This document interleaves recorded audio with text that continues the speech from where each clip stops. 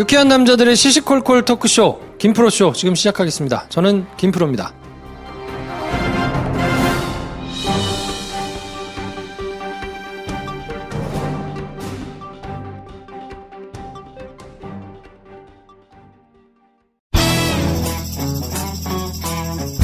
서초동 감식반장 김프로.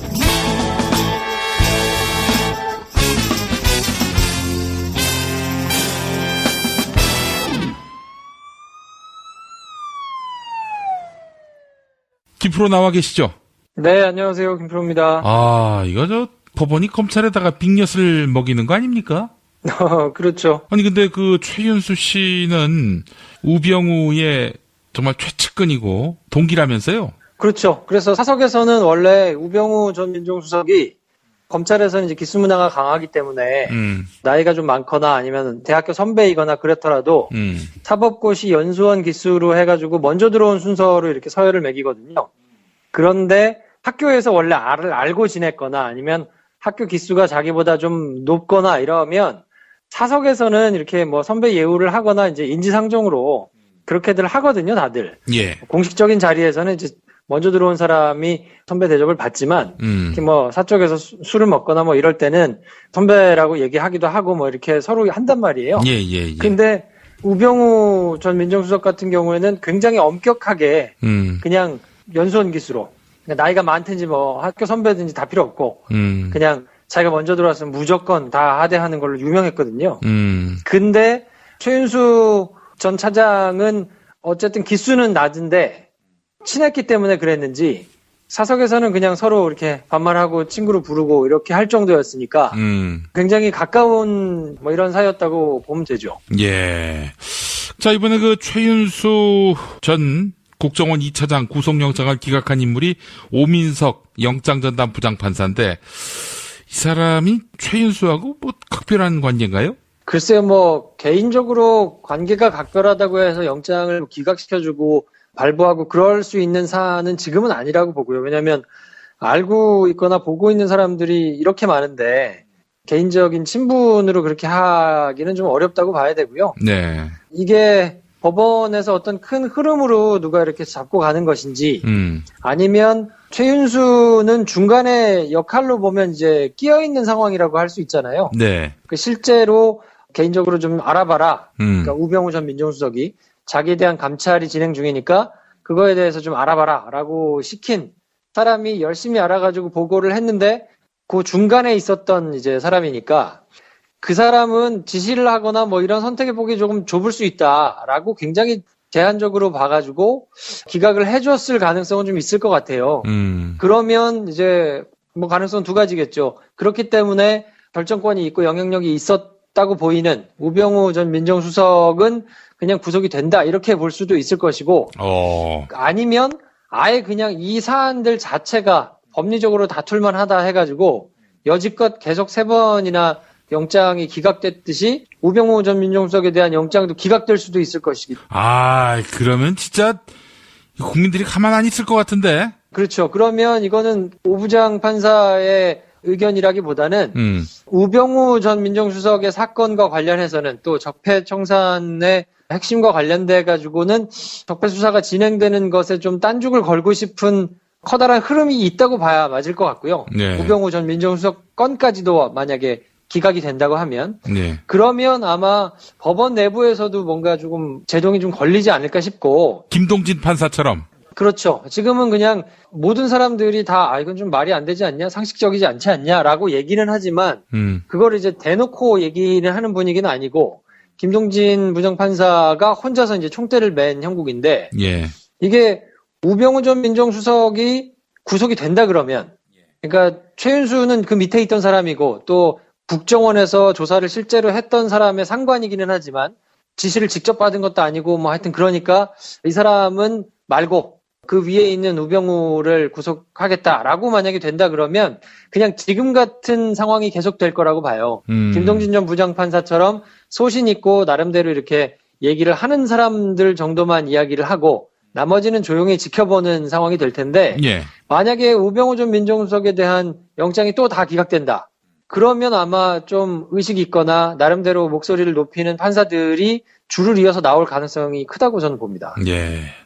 일단 김프로 현재 진단으로는 좀 더 봐야 되겠지만은 우병우 구속, 최윤수 기각 이런 구도라도 우병우 수사에는 차질이 없을 것이다 이렇게 봅니까?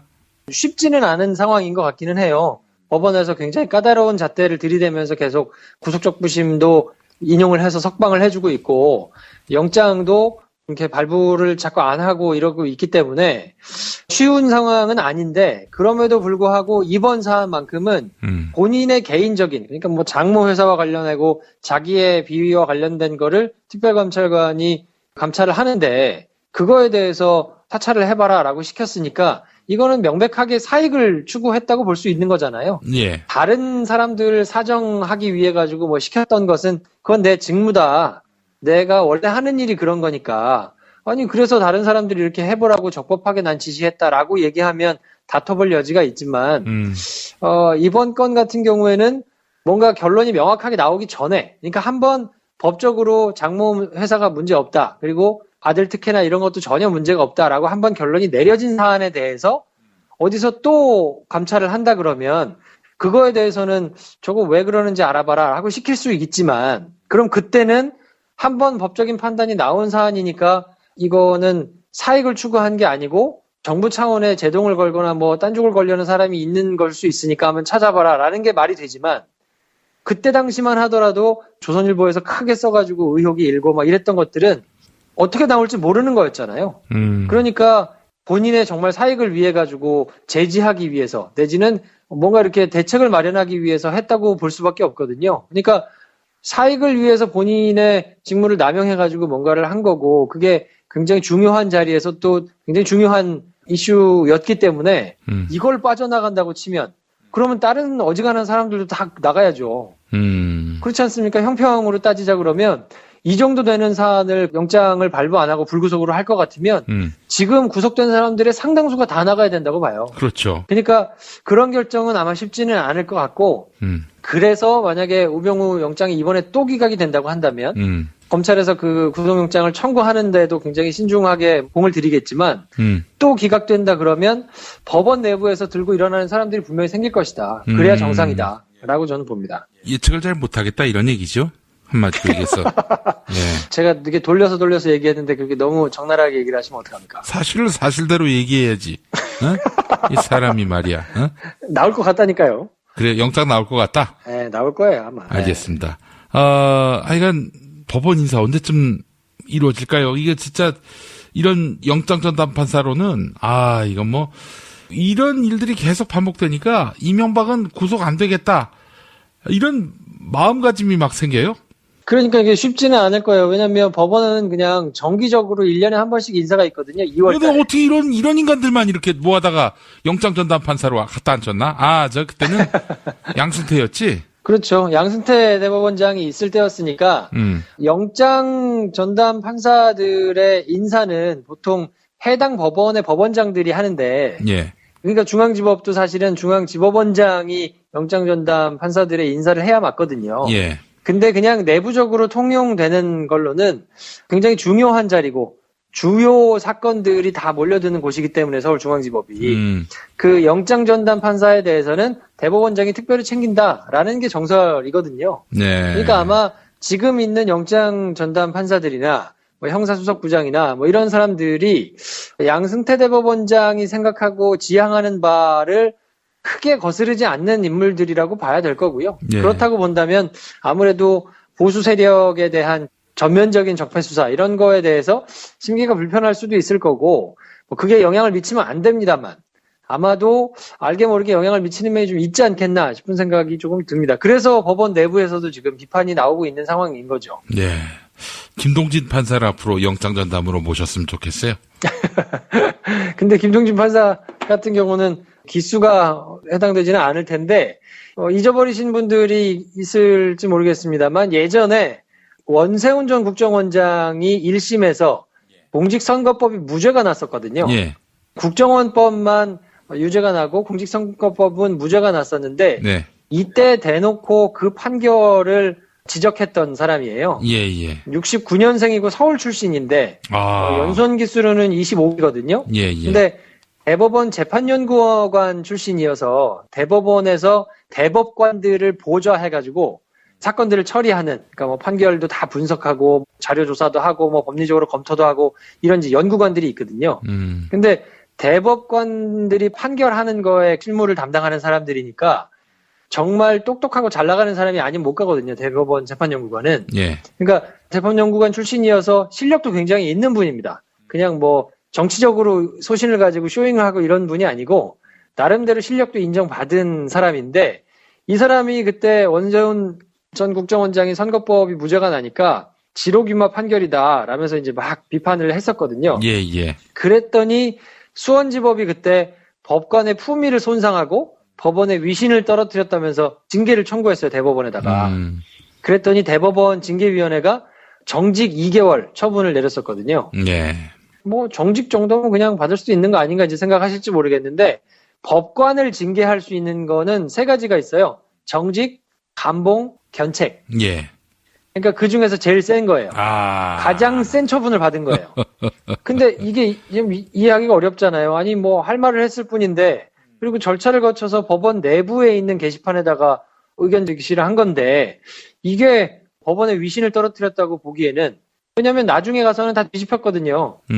그때 당시에는 무죄가 났지만 뭐 2심 가고 이번에도 뒤집혀가지고 지금 대법원 이제 확정 판결 기다리고 있는데 징역 4년 이제 선고돼가지고 지금 들어가 계신 거 아닙니까? 예. 그러니까 당연히 나온 판단을 안 한 거를 비판했는데 결국에는 법관의 이제 품위를 손상했다면서 정직 처분을 받았는데 이때 무슨 일이 있었냐면 돌아가신 김영환 전 민정수석이 해놓은 메모에 보면 김기춘 비서실장이 그러니까 지록유마 판결이라고 법원 내부에서 이런 게 있었다 하고 언론에 알려지니까 김기춘 비서실장이 이때 김영환 민정수석한테 이제 시킵니다. 그래서 비위법관의 직무 배제 방안을 강구해라 이렇게. 그러니까 자르란 얘기예요. 예, 예, 예. 근데 이걸 행정부에서 사법부 저걸 어떻게 자릅니까?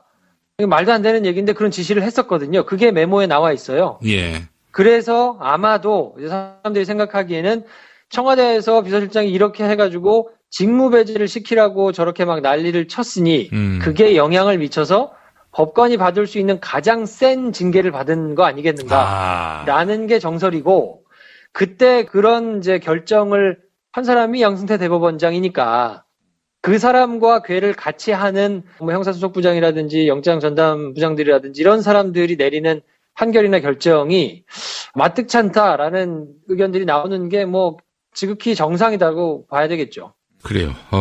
여간 우병우 영장 집행될지 아니면 기각될지 이게 중대 분수령인데 만약에 기각된다면은 이건 뭐 법원 내부뿐만 아니라 법원 밖에 있는 국민들도 가만히 있지 않을 겁니다, 진짜. 그럴 거예요. 그것도 아마 법원에서는 충분히 감지하고 있을 거고 고려하고 있을 거거든요. 예. 근데 이제 실제적으로 판결을 하거나 결정을 하는 사람들 입장에서는 뭐 그런 여론을 그렇게 생각하거나 법원 전체의 위신을 이러지는 않을 테니까 아마 조금 튀는 판결을 할 수는 있을 텐데 분명히 이제 여러 군데서 비판 여론과 비난 여론이 막 쏟아져 나올 거거든요.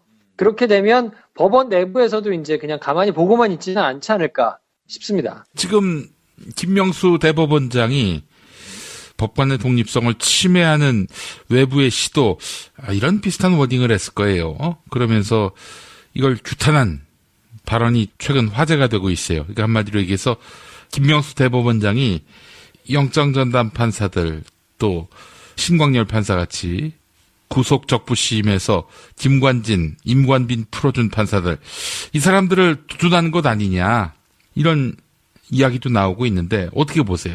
그렇죠. 그것 때문에 조금 의아하게 생각하시는 분들이 있을 텐데 아마도 김명수 대법원장이 그렇게 워딩을 하게 된 데는 판사 출신 인사들이 나서서 비판을 하는 것에 대해서 의견을 밝혀야 된다라고 공감대가 좀 모아지지 않았나 싶어요. 왜냐면 판사 출신 인사들이 누굽니까?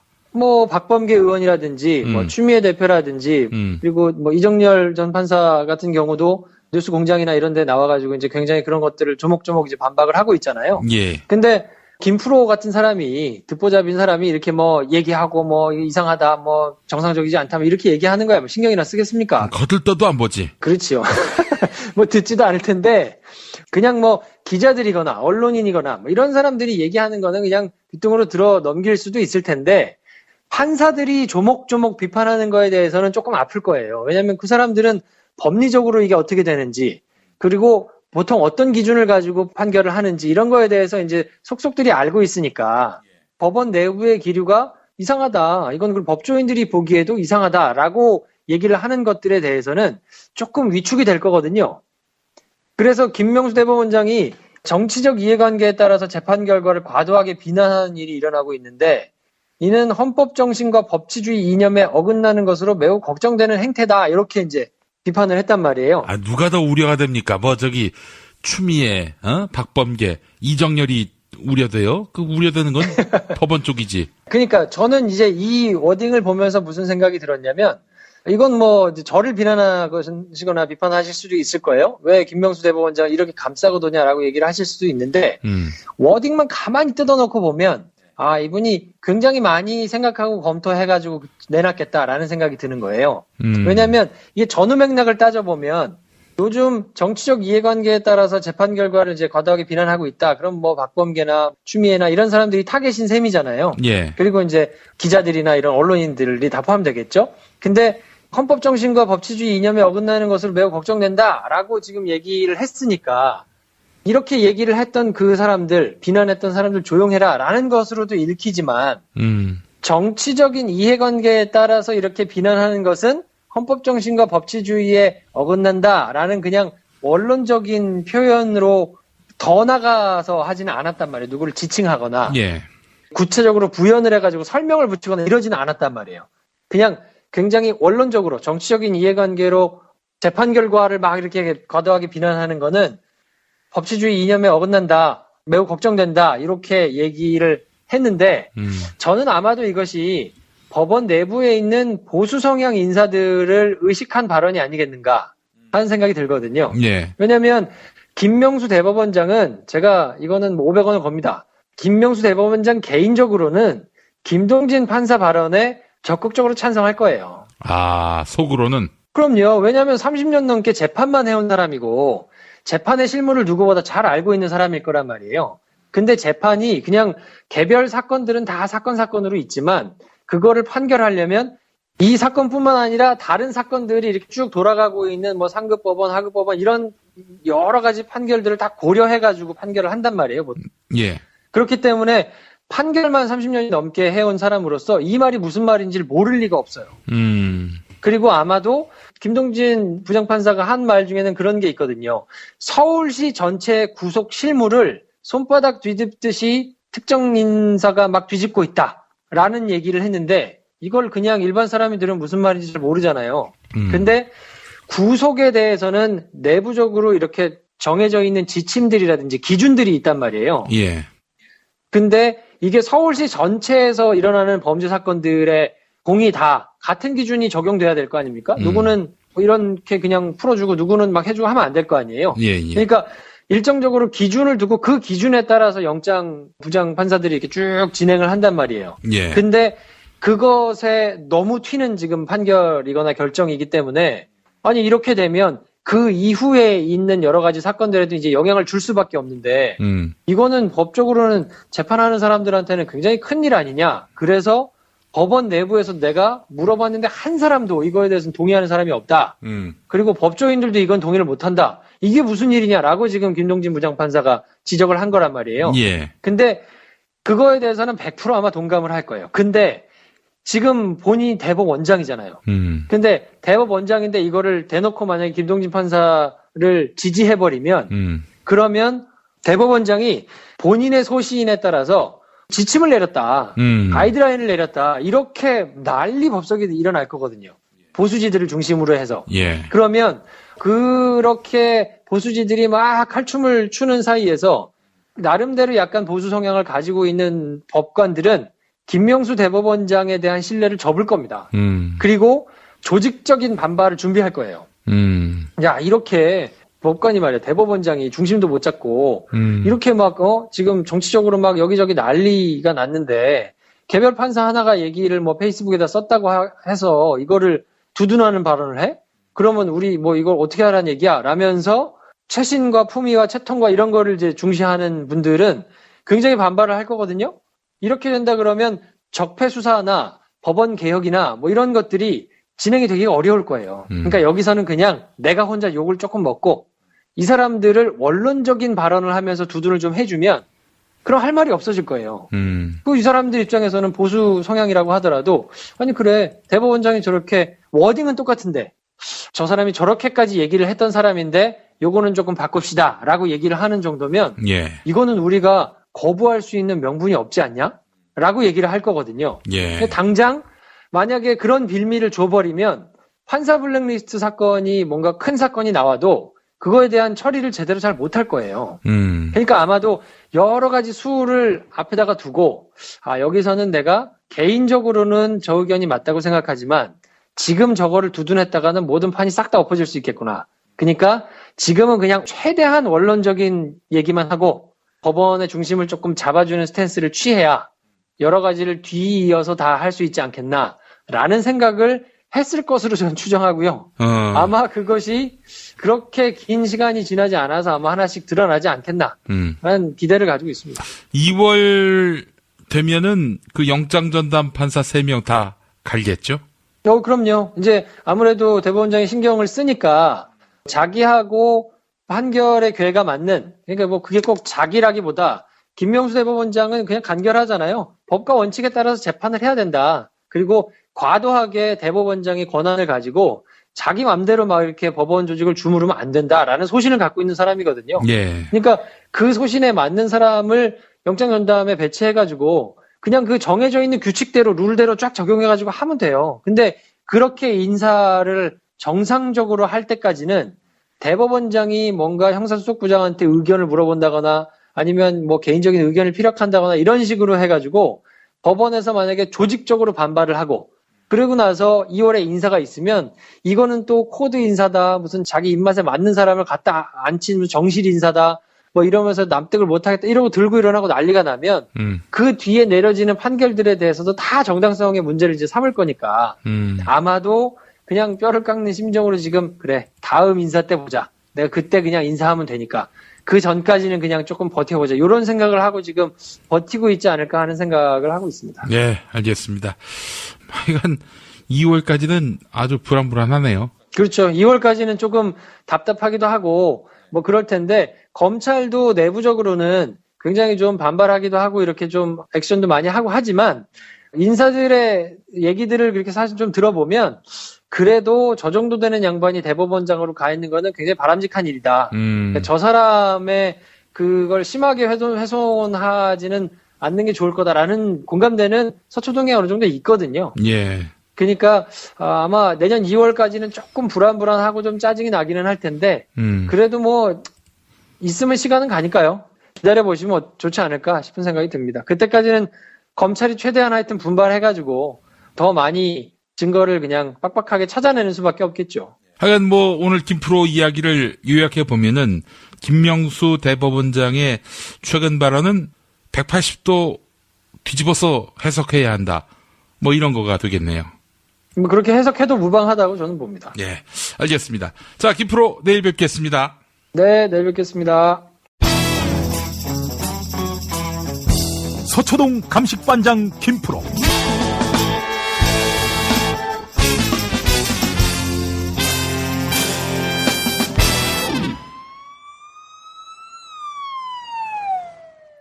김프로 나와 계시죠?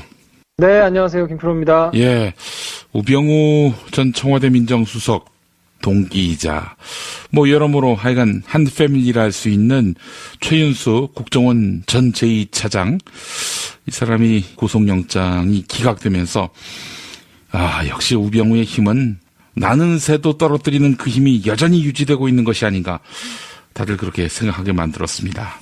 유독 우병우 전 민정수석만 관련이 되면 법원이 맥을 못 추는 모양새를 지금 보이기 때문에 이게 도대체 어떤 보이지 않는 힘이 계속 작용을 하는 것인지 아니면 워낙 본인이 이제 법꾸라지는 변명을 가질 만큼 법에 대해서 또 수사에 대해서 잘 알고 있기 때문에 초반에 그 수사가 진행이 안 되도록 잘 조치를 취해 나가지고 그런 것인지 좀 궁금하기는 한데 어쨌든 최윤수 전 차장의 영장이 또 기각되면서 국민들이 굉장히 답답한 상황이 하나 추가된 거는 사실입니다. 그래도 우병우의 구속은 기정사실이다. 이렇게 보는 분도 있더군요. 저는 뭐 개인적으로는 그렇게 봐요. 왜냐면 검찰에서도 그런 식으로 이제 발표 아닌 발표를 했던데 예. 최 전 차장 같은 경우에는 직속 부하한테 불법 보고를 보고받았잖아요. 근데 그거를 본인이 주도해가지고 막 시켰다기보다는 그 위치에 있으면서 그걸 알았는데 뭐 막지 못했다 이런 게 되니까 뭐 그거는 100번 양보해가지고 정상을 참작을 한다 하더라도 우병우 전 민정수석 같은 경우는 직접적으로 자기가 이제 불법 사찰을 지시한 거기 때문에 죄질이 매우 나쁘죠. 그래서 저는 뭐 대한민국 사법부가 그 정도까지 문제가 있다라고 보고 싶진 않기 때문에 우병우 전 민정수석에 대해서는 영장이 청구가 되면 그거에 대해서는 그냥 발부가 되지 않겠나 싶은 생각을 아직까지는 하고 있습니다. 예. 게다가 또 구속될 수밖에 없는 정황들이 드러나고 있지 않습니까? 그렇죠. 지금 불구속으로 재판이 진행 중이잖아요. 근데 법원에 나오는 사람들의 증언이 속속들이 이제 우병우 전 민정수석 관련해서 옛날에 어떤 일이 있었는지에 대해서 지금 하나둘씩 드러나고 있거든요. 예. 작년 여름에 우병우 전 민정수석의 이제 압구정 아파트 그때가 이제 한참 조선일보나 이런 데에서 부동산 거래라든지 뭐 이런 거와 관련된 의혹들이 이제 막 불거질 때였거든요. 그래서 이석수 전 특별감찰관이 지휘를 해가지고 직원들을 보내서 감찰을 시도를 했는데 감찰을 하러 간 사람들이 뭐 한 30분도 안 됐는데 막 여기저기서 이제 전화가 왔다는 거잖아요. 그래서 이게 도대체 뭐 하는 거냐, 뭐 불법으로 지금 뭐 사찰하는 거 아니냐, 뭐 이러면서 도대체 무슨 근거로 하는 거냐, 라면서 이제 막 잡들이를 해가지고, 이게 잘못되면 안 될 것 같다라는 생각이 들어서, 이석수 전 감찰관이 이제 사람들을 철수시키기도 하고, 결국에는 나중에 이제, 나 때문에 괜히 곤란한 상황에 처하거나 내가 보호를 또 제대로 못 해줘가지고, 결국은 본인이 그냥 물러났었으니까요. 예. 조금 의욕이 앞서가지고 실수하지 말아라, 이런 당부까지 할 정도로 굉장히 초라한 모습을 이제 보였었는데, 뭐 그런 자세한 상황들이 이제 법정에서 하나 둘씩 드러나고 있거든요. 네, 맞아요. 지금 말씀하신 내용도 상당히 위중해 보입니다. 우병우 전 민정수석 측에서는 법원에서 계속 그래요. 그러니까 당시에 가지고 있는 게 뭐가 있었냐. 그냥 풍문으로 듣거나 내지는 언론에서 보도가 났던 것, 제대로 된 증거도 없이 특감실에서 감찰에 착수해가지고 그게 무리한 거 아니냐라고 지금 반론을 펴고 있거든요. 예. 근데 그 예전에도 말씀드렸지만 수사기관에서 수사를 하는 것 자체도, 그러니까 이거는 이제 수사권을 갖지 않은 감찰은 공무원들의 직무와 관련해가지고 잘못된 일이 있는지를 이렇게 보는 거잖아요. 예. 이건 엄밀히 얘기하면 수사 행위는 아니란 말이에요. 그러니까 수사의 권한을 가진 경찰이나 검찰이 자기의 권한을 활용해가지고 강제력을 동원해서 막 이렇게 하는 것이 수사인데, 그렇게 하는 수사의 경우에도 수사에 착수할 수 있는 여러 가지 근거 중에 하나로 언론 보도가 있거든요. 그러니까 언론 보도에서 충분히 사회적으로 무리가 있고 의혹을 가질 만한 내용이 있으면 그거에 대해서 인지수사를 할 수 있도록 정하고 있거든요. 예. 하물며 수사의 경우에도 그런데 공무원의 비위와 관련해서 뭐 신문에 일면에 막 대문짝만하게 나고, 그것이 내용을 보면 뭐 예전에 뭐 조선일보가 최동욱 전 검찰총장과 관련해가지고 근거도 제대로 밝히지 못하면서 혼외자가 밝혀졌다는 등 뭐 이렇게 썼던 기사에 대해서도 법무부가 막 대대적으로 감찰을 지시해가지고 총장을 감찰하네 마네 막 이렇게 이제 실제로 감찰을 했잖아요. 예. 근데 민정수석에 대해서 충분히 여러 사람들이 그냥 상식적이고 합리적으로 판단을 했을 때 문제가 될 만한 그런 내용들이 보도가 됐는데, 그럼 그걸 그냥 놔두란 얘기입니까?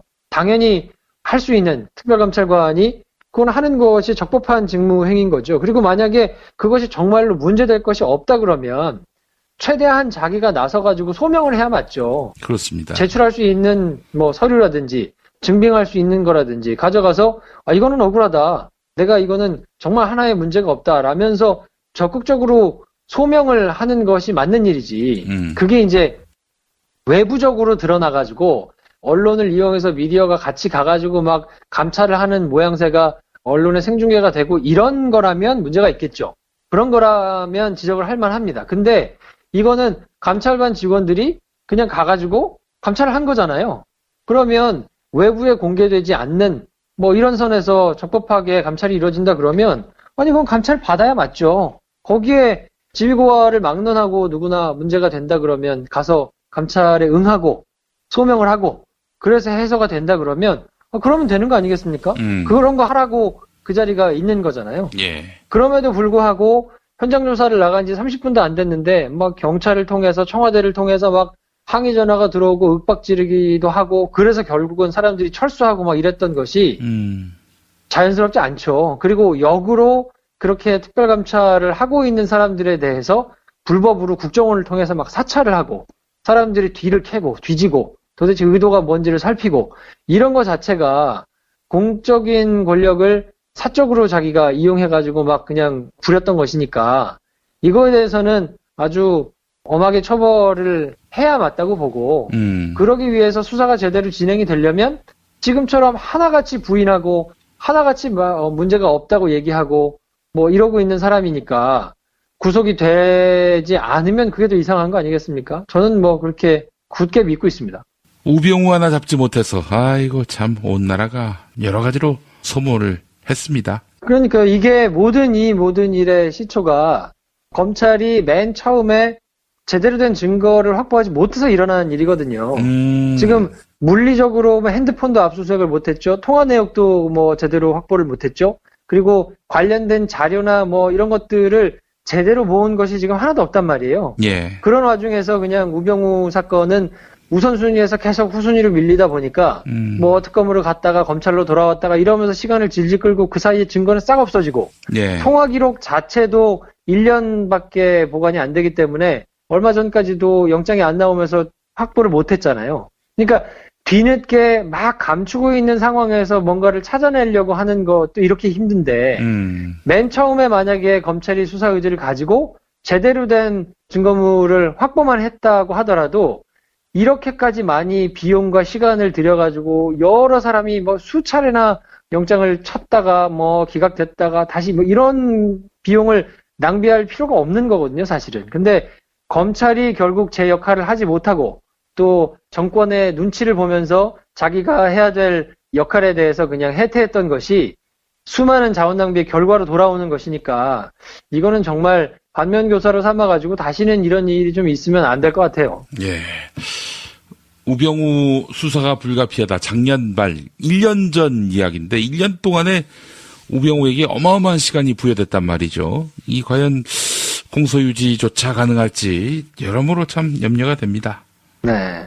제가 기억하기로는 김용민 씨하고 우병우 씨가 문제가 돼가지고 수사를 받을 거다라고 얘기했던 게 1년도 훨씬 전이잖아요. 그때는 뭐 이름도 얘기 못하니까 뭐 우향우가 어쩌고 제가 기억하기로는 작년 봄 정도 되는 걸로 기억하는데 그렇죠. 예. 이미 그때부터 저 같은 아무것도 아닌 사람도 문제가 있다는 것을 알고 얘기를 할 정도였으니 검찰에서는 정보나 이런 것들을 가지고 있는 사람들은 얼마나 더 자세하게 알고 있었겠습니까? 그런데도 불구하고 제대로 된 수사를 진행하지 못한 것이기 때문에 이거는 검찰 역사에 있어서도 굉장히 참 창피한 일이에요. 작년에 누구였습니까? 이 수사 책임자가? 글쎄요, 제가 뭐 그 시기가 정확하게 기억이 안 나가지고 어쨌든 뭐 특수수사를 관할하고 있던 사람은 노승권 3차장이었으니까 예. 윤석열 중앙지검장이 발령해가지고 오니까 본인보다 이제 기수가 낮은데도 불구하고 바로 이렇게 90도로 막 인사하고 하더라고요. 근데 그 양반이었군요. 네, 그분이 어쨌든 특수사를 관할하고 있었거든요. 근데 뭐 인지수사를 하려고 그러면 얼마든지 충분히 할 수 있었을 텐데 뭐 어쨌든 그런 의지가 없었다고 봐야 되겠죠. 그래요. 아이고 참 우병우는 뭐 이러다 기소조차 될 수 있을지 의문이긴 하네요. 뭐 그래도 검찰이 일단 의지는 가지고 있는 걸로 보이고요. 구속영장 청구는 뭐 예정된 수순으로 봐야 될 텐데 실제로 영장이 청구될 때까지는 시일이 조금 걸릴 거예요. 그리고 국정원 적폐청산 TF가 또 과학기술계 블랙리스트 작성한 정황도 문건으로 확인을 또 했잖아요. 예. 검찰이 또 이 부분에 대해서도 추가로 조사를 또 진행하고 있고 그렇기 때문에 하여튼 4번이나 영장을 쳐가지고 기각이 된다 그러면 그 다음에는 사실 더 청구를 하는 게 모양새가 그렇게 좋지는 않거든요. 예. 도대체 구속을 못 시켜가지고 얼마나 더 끈질기게 구속을 시키려고 하는 거냐 뭐 이런 이제 역풍을 맞을 수도 있기 때문에 검찰로서는 아마 마지막 남은 기회다라고 생각을 할 테고 그래서 아무튼 최대한 촘촘하게 준비를 하느라고 시간이 조금 걸리기는 할 텐데 어쨌든 그래도 상황을 좀 한번 지켜보시죠. 예, 알겠습니다. 자, 김프로 오늘도 고생하셨습니다. 네, 내일 뵙겠습니다.